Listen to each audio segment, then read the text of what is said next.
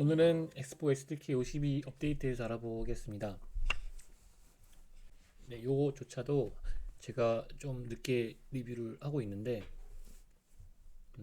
이어서 리액트 네이티브 0.76 이어서 한번 진행해 보도록 하겠습니다. 그래서 여기서도 뉴 아키텍처에 대해서 언급을 하고 있고 엑스포 SDK 52부터는 요 뉴 아키텍처가 그 기본으로 제공된다고 합니다. 과거 영상에서 제가 보여드렸을 때는 엑스포에서 이 아키텍처를 적용하려면은 이 아키텍처 이네이블드 요거를 이제 추가를 했었어야 했는데 굳이 안 해도 되는 것 같습니다. 그래서 네, 기본적으로 요게 true로 제공되는 것 같고요. 그리고 기존 SDK에서 업데이트하는 애들은 기본으로 이 아키텍처가 true로 제공되는 것 같지는 않아요. 하지만 2025년에 SDK 53이 나오면은 뉴 아키텍처가 기본으로 제공될 거고 올드 아키텍처를 완전히 제거할 수도 있다고 합니다. 그래서 엑스포 고 SDK 52에서는 뉴 아키텍처만 제공을 하고 뉴 아키텍처를 제공하는 서드파티 라이브러리도 지원을 한다고 합니다. 네, 만약에 뉴 아키텍처가 좀 악영향을 미친다고 하면은 언제든지 뉴 아키텍처 이네이블드를 false로 줘가지고 계속해서 진행할 수 있다고 하는 것 같고요. 네, 뉴 아키텍처를 적용한 앱을 이제 테스트하는 방법에 대해서 이야기하는데 최신 버전의 서드파티 네이티브 라이브러리를 사용을 하고 npx export dr atis 이 명령어를 통해서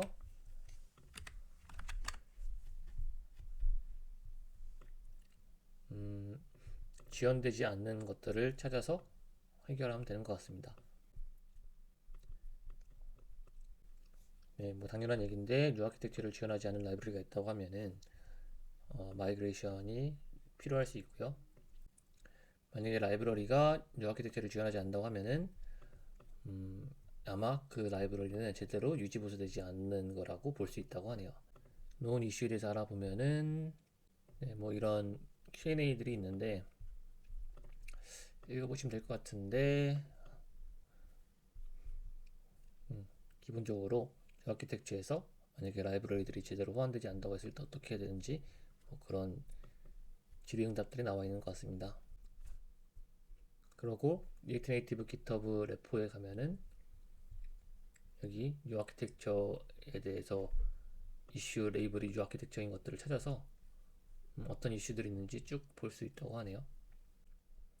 그래서 혹시라도 이제 업그레이드가 필요하신 분들은 쭉 훑어보시는 게 좋을 것 같아요. 어떤 것들이 우리 앱에서 희망적일 수 있는지를 살펴본 다음에 업그레이드를 하는 것이 좋을 것 같습니다. 그러고 하이라이트인데요. iOS는 뭐 리액트 네이티브 0.76의 업데이트가 그대로 반영이 된 것 같고 민 SDK 버전이 이제 15.1로 업그레이드가 되고 안드로이드는 23에서 24로 34에서 35로 업데이트가 된다고 하네요. SDK 버전이랑 컴파일 SDK 버전이.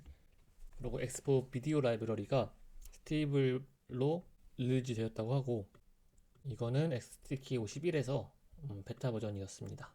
그리고 엑스포 AB를 쓰고 있다고 하면은 엑스포 비디오로 마이그레이션 하는 걸 권장하고 있고요. 이유는 더 신뢰할 수 있고 쉽게 사용할 수 있고 더 성능도 좋고 비디오 컴포넌트가 훨씬 더 강력하다고 합니다. 그리고 엑스포 비디오에서는 엑스포 비디오 썸네일스라고 하는 엑스포 라이브러리가 있는데요. 요거는 혹시 써보신 분들이 있을 수 있겠지만 설명을 드리면 엑스포 비디오에서 썸네일을 추출하는 라이브러리예요. 저도 자주 썼었는데 이런 식으로 이미지를 따로따로 그 생성해서 저장하고 있는 게 아니라 그때그때 비디오 썸네일을 추출할 수 있는 라이브러리입니다. 근데 이것 또한 엑스포 비디오에 포함된다고 하네요. 그래서 엑스포 오디오를 이제 베타 릴리즈로 포함을 하고 다른 라이브러리들도 엑스포 비디오랑 엑스포 카메라처럼 좀 더 모던하고 스테이블하고 그리고 더 쉬운 API를 제공을 하면서 쓸 수 있도록 제공한다고 해요. 그래서 엑스포 오디오 라이브러리가 현재 베타 버전이고, 이 라이브러리는 엑스포 고에 포함되어 있지는 않다고 하네요. 엑스포 고가 혹시 뭔지 모르겠어서 헷갈리시는 분들은요, 엑스포에서 제공하는 기본 앱입니다. 엑스포 데브 클라이언트가 아니라. 그래서 엑스포 앱이 이제 별도로 제공이 되고 있는데, 여기에서 바로 실행시키는 것을 얘기하는 거고, 저는 근데 요즘에 요게 지원이 제대로 안 되고 있는 느낌이 좀 들어서 웬만하면 데브 클라이언트로 빌드를 하고 있습니다. 카메라에 굉장히 많은 발전사항이 있었다고 하고, 잠시만 제가 이걸 놓쳤네요. 엑스포 파일 시스템 라이브러리가 베타로 릴리즈가 됐다고 합니다. 그래서 요 엑스포 파일 시스템 라이브러리 API가 많이 새롭게 디자인됐는데, 터보 모듈을 제공을 하면서 동기화된 리드라이트 오퍼레이션이 가능해진 것 같고요. 그러고 엑스포 시스템 넥스트는 베타인데 곧 이제 여기에 다시 스테이블로 오겠죠, 다음 버전에는. 그래서 이 파일 시스템에 대해서 좀 알아보겠습니다. 넥스트를 포함을 하면은 이렇게 어싱크하게 가져오는 게 아니라 바로바로 동기화로 파일을 불러올 수 있는 장점들을 이야기하고 있습니다. 물론 다운로드나 이런 것들은 어싱크하게 제공이 돼야 되겠지만, 이런 것들은 어싱크하지 않습니다. 그러고 엑스포 카메라에 굉장히 많은 발전사항이 있었고, 엑스포 카메라 넥스트를 SDK 51에서 홍보를 했었는데 많은 버그들을 고친 것 같고, 커뮤니티 피드백을 반영해서 많은 이제 발전사항이 있었다고 합니다. 이런 엑스포 카메라 체인지록을 한번 보면은 안드로이드 수중이 잘 안 됐나 보네요. 뭐 그런 것들이 고쳐진 것 같고요. iOS도 그렇고, 여러 가지 버그 픽스가 있었고, 비디오 바이브레이트 프로프, 그리고 이런 이제 체인지 로그들을 볼 수가 있는데요. 점점 안정화되면서 사용하기 편하게 했다. 뭐 이런 내용들인 것 같습니다. 그리고 엑스포 라이브 포토 라이브러리가 새롭게 출시됐는데, 이거는 iOS에서만 제공된다고 해요. 이게 이제 iOS에서는 사진을 찍으면은 라이브 포토 기능이 제공이 되는데, 요게 그 리액트 네이티브에서는 사용할 수가 없었는데, 이제 라이브 포토도 엑스포에서 제공을 하면서 리액트 네이티브에서도 라이브 포토를 재생시킬 수 있고, 이런 기능들이 제공되는 것 같습니다.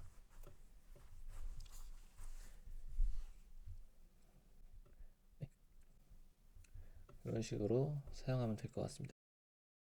그래서 엣지 투 엣지 레이아웃에 대해서 발전 사항들이 있었고, 이게 혹시 뭔지 모르겠는 분들은 안드로이드 15부터 엣지 투 엣지 디자인을 제공을 하고 있는데, 이 부분 때문에 키보드 레이아웃 같은 것도 영향을 좀 미치는 걸로 알고 있고 그래요. 그래서 여기 어떤 내용인지 잘 보셔야 될 것 같은데, 보시면은 안드로이드 14에서 엣지 투 엣지가 아닌 것들은 이렇게 제공이 됐었는데, 보시면은 이렇게 그 애니메이션 효과가 들어가는 것을 볼 수가 있습니다. 그래서 머터리얼 3에서도 이제 여기 적용이 되는 것 같고, 이런 기능들이 있다라는 거를 참고하셔야 될 것 같습니다. 그리고 엑스포 이미지가 V2로 업그레이드가 됐다고 하는데요. 제가 봤을 때는 훨씬 더 편해진 것 같아요. 저도 요 라이브러리 많이 쓰고 있는데, 엑스포 이미지가 아무래도 리액트 네이티브에서 가장 빠른 이미지 컴포넌트 성능을 발휘하고 있어서 인기가 많은 걸로 알고 있는데,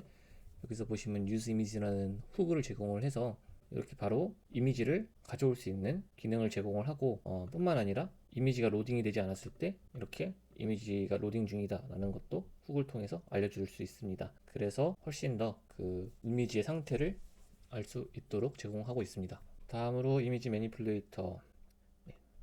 이거는 이미지를 이제 조작을 하는 라이브러리인데요.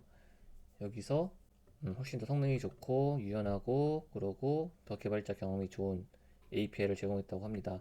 그래서 어떻게 쓰는지를 소스 코드를 보면은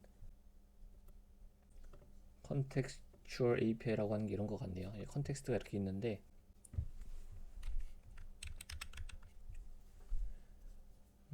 Use Image Manipulator 이렇게 훅 함수를 또 제공을 해줘서 이 컨텍스트를 가지고 이미지를 뭐 로테이트 시키거나 리사이즈 시키거나 플립을 시키는 뭐 이런 API들이 제공되고 있습니다.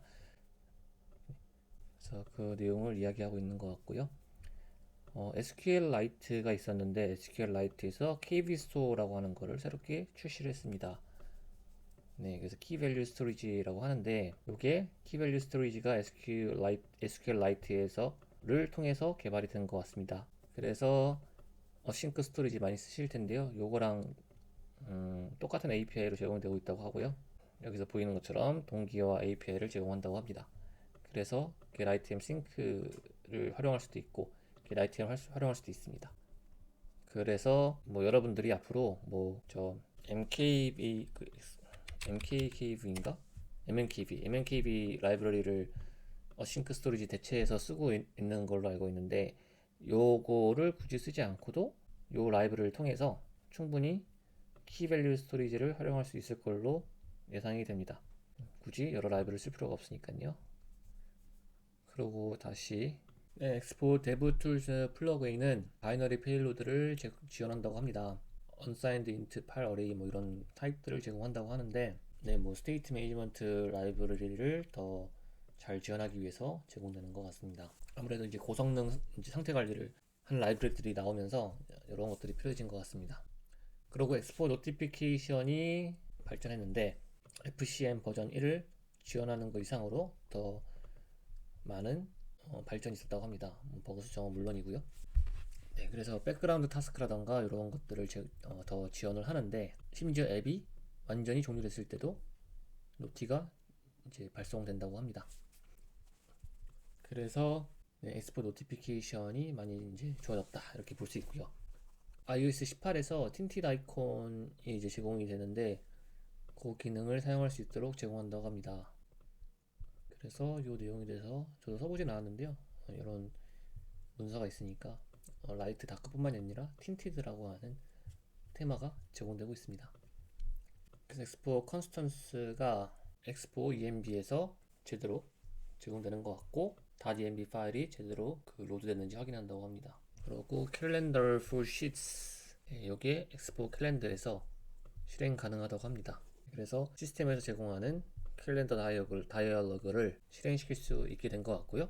앱JS 컨퍼런스에서 관련해서 리퀘스트가 있었던 것 같네요. 그래서 2025년에도 참석하기를 기대하는 것 같고 요게 저는 되게 주요 업데이트인 것 같은데 엑스포 패치가 새롭게 제공되고 있습니다. 여기에 뭐냐면 아무래도 이거에 나온 이유가 제가 봤을 때는 챗GPT 때문인 것 같은데요.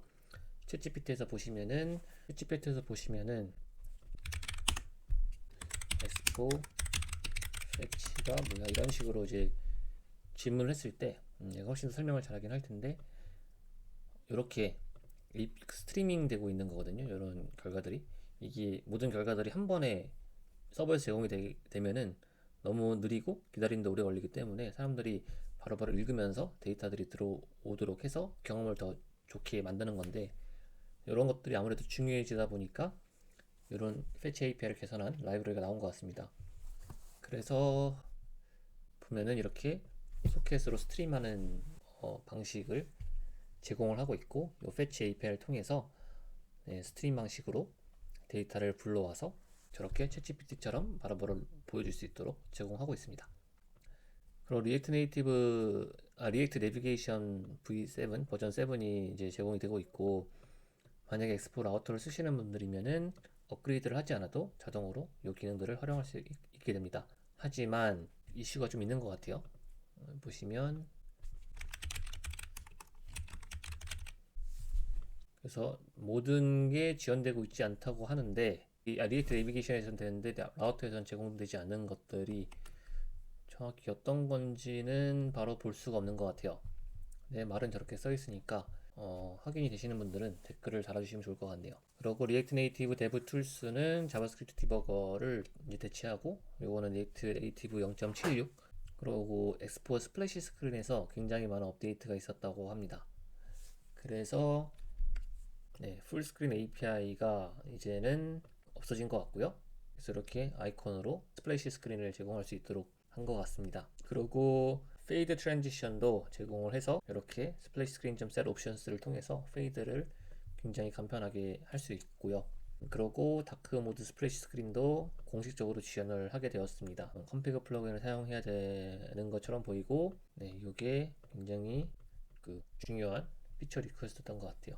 엑스포 컴피그 플러그인에 스플래시라는 필드가 있었는데 요거를 제거를 한 것 같습니다. 그래서 요 스플래시 필드가 없어질 것 같아요. 그래서 요 스플래시 스크린 플러그인을 통해서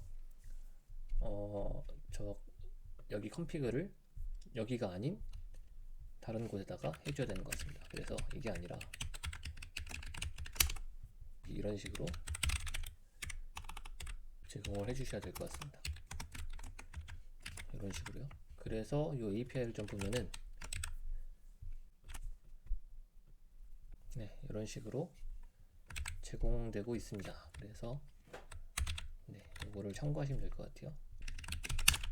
저는 이런 식으로 하겠습니다. 이렇게 하고 일단은 이미지가 없기 때문에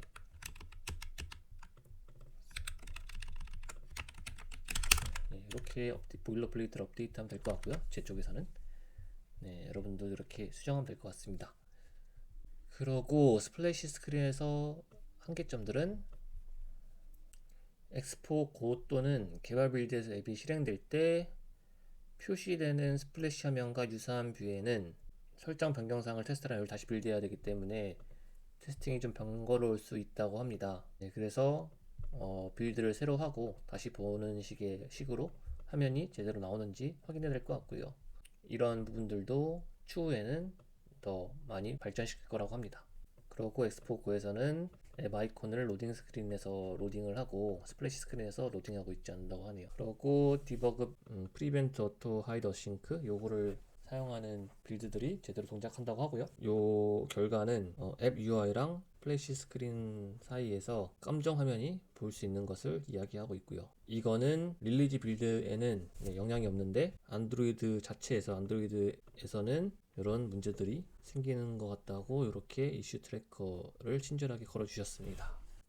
그래서 아무튼 이런 이슈들이 좀 까다로워서 현재는 요거를 더 진행하지 않는 것 같고 추후에 더 이런 것들을 어떻게 개선할지 고려해 보는 것 같습니다. 그러고 돔 컴포넌트가 추가됐는데 돔 컴포넌트는 이제 웹 컴포넌트를 네이티브에서 바로 쓸 수 있도록 제공해주고 있습니다. 뿐만 아니라 웹 라이브러리도 네이티브 앱에서 쓸 수 있도록 굉장히 편하게 제공되고 있어요. 그래서 돔 컴포넌트를 사용하려면은 리액트 돔 컴포넌트 파일을 예를 들어 div span 이런 컴포넌트들을 이런 태그들을 사용을 해서 use dom이라고 하는 디렉티브를 파일의 최상단에 사용해주면 됩니다. use dom 이런 식으로 해주시면 되고요.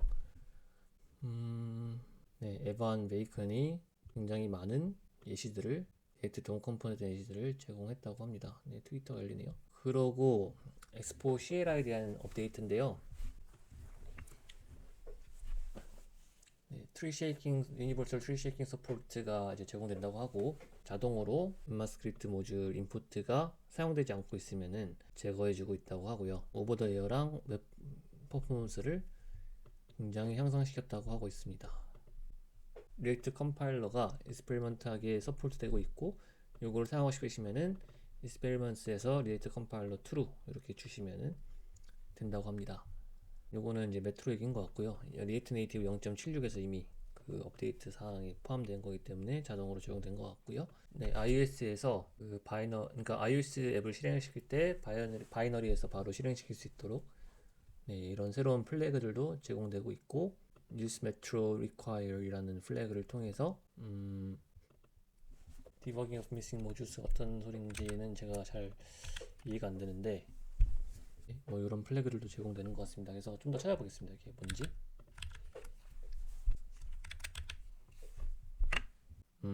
요거를 통해서 하면은 모듈이 설치가 안 되거나 해서 버그가 발생할 때 어떤 것들이 필요한지 바로 알려주는 것 같습니다. 이런 것들도 추가가 되는데 여기도 설명을 잘 해놓은 것 같네요.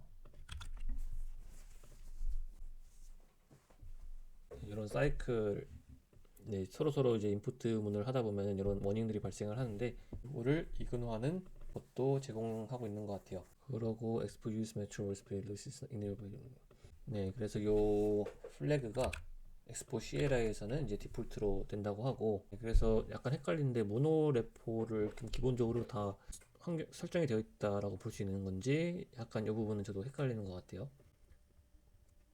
그래서 메트로가 앞으로는 PNPN 모노레포를 지원하려고 하는 것 같고 CSS 모듈이 다른 CSS 모듈을 임포트할 수 있다고 합니다. 네, 웹 어셋이 이제는 이미지 소스 프로스만 받았는데 스트링스도 지원하는 것 같고요. iOS에서 애플 팀 아이디 필드가 추가가 됐는데 요거는 디벨로프먼트 팀 아이디를 적어주셔야 되는 것 같고, 네, 그래서 이거는 이제 여러 iOS 앱을 타겟팅할 때 필요한 설정인 것 같아요. 그리고 엑스포 CLI의 사이즈를 대폭 줄였다고 하고, 네, 엑스포 모듈스 오토링킹을 통해서 엑스포 모듈뿐만 아니라 네이티브 모듈 API도 오토링킹을 지원을 하고 있는데, 네이티브 CLI 오토링킹을 쓰려면은 뭐 이렇게 플래그를 설정하면 되는 것 같습니다. 얘는 엑스포 1 이거라고 하는 플래그가 제공되는데, 그 릴리즈 빌드를 생성하기 전에 메트로 컴파일러가 제대로 번들링을 했는지 확실하게 확인할 수 있도록 도와주는 플래그인 것 같습니다. 그리고 이제 엑스포 모듈 API에 대한 업데이트인데요. 이제 CLRF 패키지 사이에 공유하는 그런 들이 더 잘 지원되고 있는 것 같고, 요거 CLRF에 대한 타입도 자바스크립트 사이드에서 지원이 된다고 합니다. 그리고 shared 오브젝트도 마찬가지고, 네, 그 가베지 컬렉션도 굉장히 효율적으로 제공되는 것 같고, 그래서 CM time are now supported as convertible types, making it easier to handle time. 네, 요 내용은 제가 관련해서 잘 다뤄보지 않아서 좀 더 찾아봐야 될 것 같은데, 아마 이제 CM 타임은 iOS에서만 지원되고 듀레이션은 안드로이드에서만 제공되는 이제 타임 관련된 그 타입들인데, 정확히 이제 구조체라고 볼 수 있을 것 같은데, 요것들을 더 호환 가능하게 제공하는 타입으로 제공하면서 더 효율적으로 타입들을 관리할 수 있는 것 같아요. 저도 사용해봐야 무슨 내용인지 정확히 알 수 있을 것 같습니다. 그러고 커스터마이즈 루트뷰, 엑스포 앱 뭐 이런 내용들은 저도 자세히는 읽어봐서 자세히 모르겠지만 그런 업데이트가 있었다고 하고요. 그러고 on user leave activity, 그러니까 사용자가 어떤 화면에서 나갔을 때에 대한 라이프 사이클 리스너가 추가가 되었다고 합니다. 그래서 새로운 이벤트 API 유즈 이벤트가 추가가 되었고, 요거는 더 간편한 이벤트를 관리를 하고 각각의 모듈에서 이벤트 코드를 작성하는데 더 편리해진 것 같아요. 이런 훅을 엑스포에서 많이 제공하고 있네요. 최근 업데이트에서. 이벤트 에미터가 기존에는 레가시 JS 버전을 썼는데 11불로 이제 리플레이스가 됐다고 하고요. 이래서 앞으로 이벤트 에미터들이 더 성능이 훨씬 더 좋아지겠네요. 기존의 이벤트 에미터들이 아직까지 JS를 쓰고 있어서 그렇게 성능이 좋지 않았었거든요. 그러고 엑스포 모듈 컨피그를 서드파티 AARS로 랩핑을 했다고 하는데, 이것도 정확히 무슨 내용인지 봐야 될 것 같습니다. 그래서 엑스포 모듈 자체에서 그 안드로이드랑 직결되게 송신할 수 있는 그런 서드파티 AI를 제공을 해서 모듈 API가 더 발전한 것 같습니다. 네, 이것도 더 타입 세이프한 웹 모듈도 제공한다고 하고요. 그 다음에 업데이트 엄청 많네요. 엑스포 라우터 얘기인데요. 서버 컴포넌트, 서버 액션, 네, 리액트 컨퍼런스에서 네번 베이컨이 이야기한 내용들이 있는데,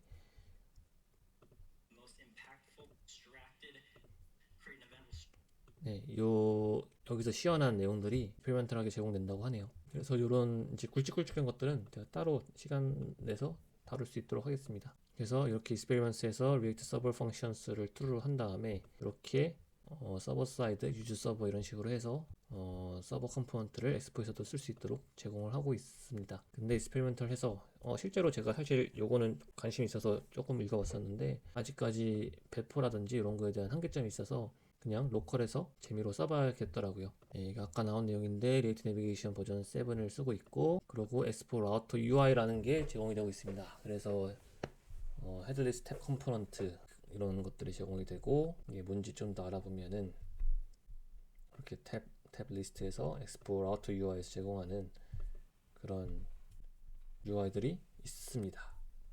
링킹에서 뭐 딥링크 관련된 내용인 것 같은데, 링킹 서브스크라이브 해가지고 들어왔을 때 감지를 하는 것 같은데 아직 제대로 지원이 되고 있는 것 같진 않네요. 그리고 사이트 맵 컨피그 플러그인 옵션을 디세이블 하기 위해서 파라미터를 제공하고 있고, 이렇게 사이트 맵을 쓰고 싶지 않으면 false로 해서 쓰면 된다고 합니다.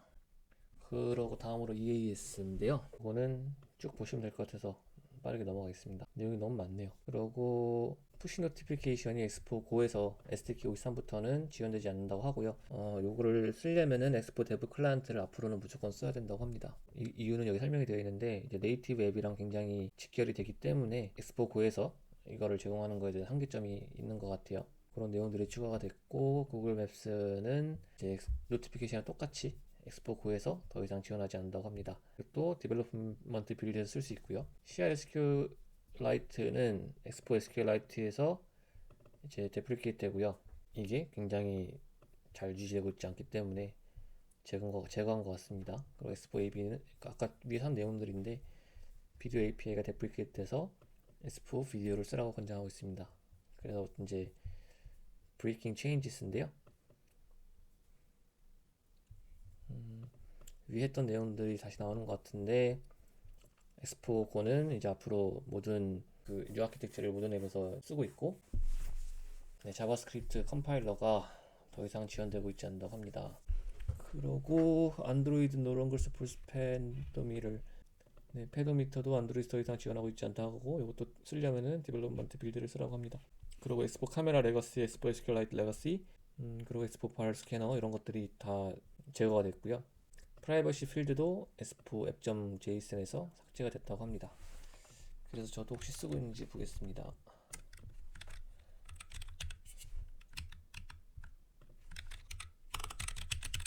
네, 쓰고 있지 않네요. 이제 엑스포 라우터에서도 어떤 타입 관련된 수정 사항들이 이렇게 있고 엑스포 노티피케이션은 트리거 타입이 변경이 되었다고 합니다. 그리고 라우터도 타입이 좀 변경이 되었고 내비게이트 메소드가 비비어가 바뀌었다는데 여기서 보면은 어떻게 바뀌었는지를 볼 수가 있는 것 같아요. 내비게이트는 원래 뒤로 가기도 됐는데 더 이상 뒤로 가기는 지원하지 않는다고 합니다. 그래서 그런 걸 쓰려면은 팝2를 무조건 쓰라고 하고 그러기 싫으면은 뭐 이런 데프리케이트드 함수로 아직까지는 제공되고 있는 것 같은데 권장하진 않는 것 같고요. 이런 게 있다고도 볼 수 있을 것 같아요. 네, 노원 이슈. 그래서 아까 말씀드렸듯이 리액트 서버 컴포넌트는 아직까지 프로덕션에서는 권장되지 않습니다. 네, 소스 스텝에서 가끔 이런 원인들이 발생하고 있다고 하는데 remove from ignore list를 뭐 선택을 해서 지우면 된다고 하고 네, 한 버전 1에서는 디펜던시를 업그레이드 했을 때 가끔 크래시 나거나 행할 수 있다고 하네요. 지금 멈춰있는 현상이 있을 수 있다고 하네요. 그래서 이럴 때는 뭐 이런 명령어를 통해서 엑스포 패키지를 업데이트하라고 합니다. 그래서 만약에 리그레이션 이슈가 발생을 했을 때는 리포트 하시면 될 것 같고 업그레이드는 이렇게 간단하게 할 수 있어요. EAX CLI를 업데이트하고 이렇게 픽스 명령어를 통해서 업그레이드를 합니다. 그리고 혹시 잘 되는지 보려면은 이 명령을 치시면 되고요. 이렇게 해서 엑스포 최신 업데이트 사항들을 간략하게 짚어봤는데요. 앞으로 더 중요한 요소들을 찾아서 시연을 하든 리뷰를 하든 하도록 하겠습니다.